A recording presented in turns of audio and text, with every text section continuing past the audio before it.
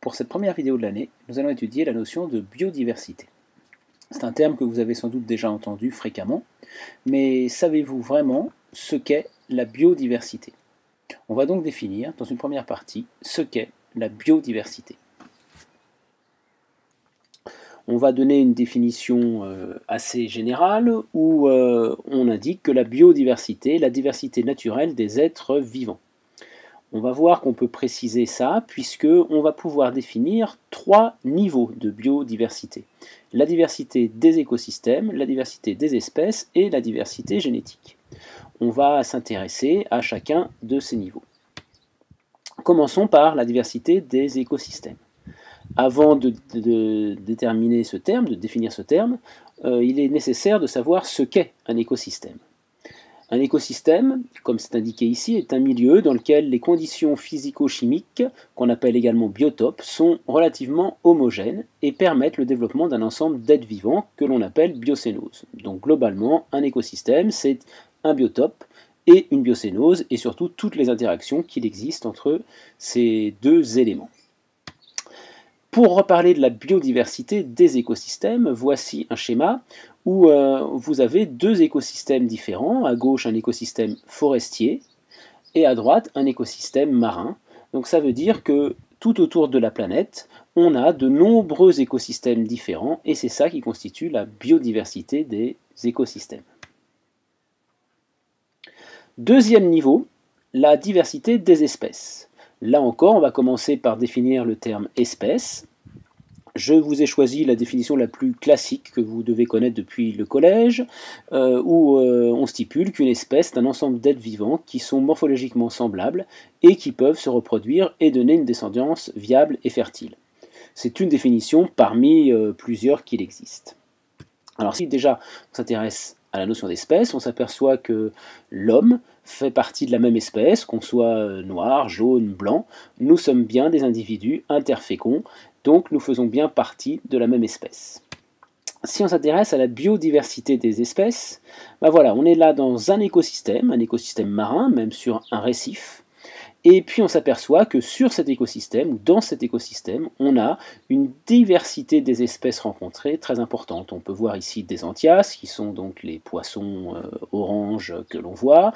On peut voir des coraux mous, des coraux durs, une crinoïde tout en haut. Bon, voilà, c'est-à-dire qu'il y a de nombreuses espèces. Donc ça, c'est la diversité des espèces que l'on va trouver au sein d'un écosystème.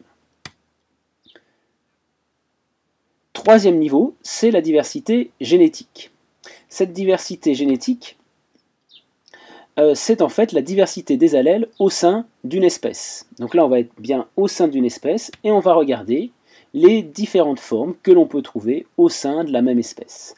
Là, j'ai pris l'exemple des coccinelles. Ces coccinelles font toutes partie de la même espèce, mais on s'aperçoit qu'elles sont morphologiquement différentes en ce qui concerne la couleur des élytres ou le nombre de taches présentes sur ces dernières. Ça veut donc dire qu'elles possèdent des allèles différents, et on parle ici de diversité génétique. Alors pour résumer ces 3 niveaux, ce schéma, on part donc des écosystèmes, donc de la biodiversité des écosystèmes.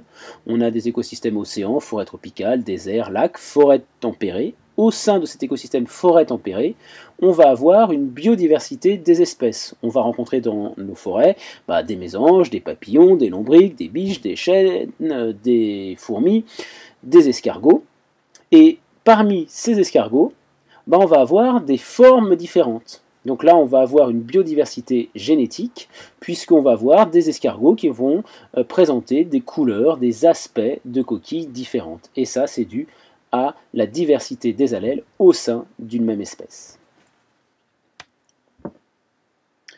On va voir que cette biodiversité, telle qu'on la voit de nos jours, n'a pas toujours été la même.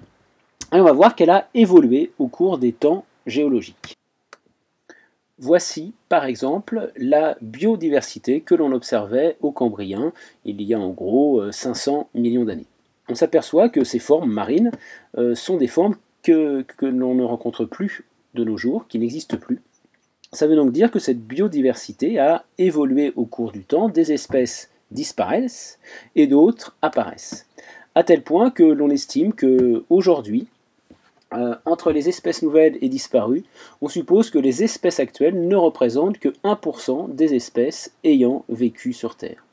Donc cette notion de biodiversité est une notion importante, puisque c'est ce qui permet d'avoir une image de la vie sur Terre, mais il faut savoir qu'elle n'est en rien figée et qu'elle évolue au cours du temps, sous l'action de disparition ou d'apparition de nouvelles espèces. Nous avons vu que de nos jours, l'homme a une action importante sur la biodiversité.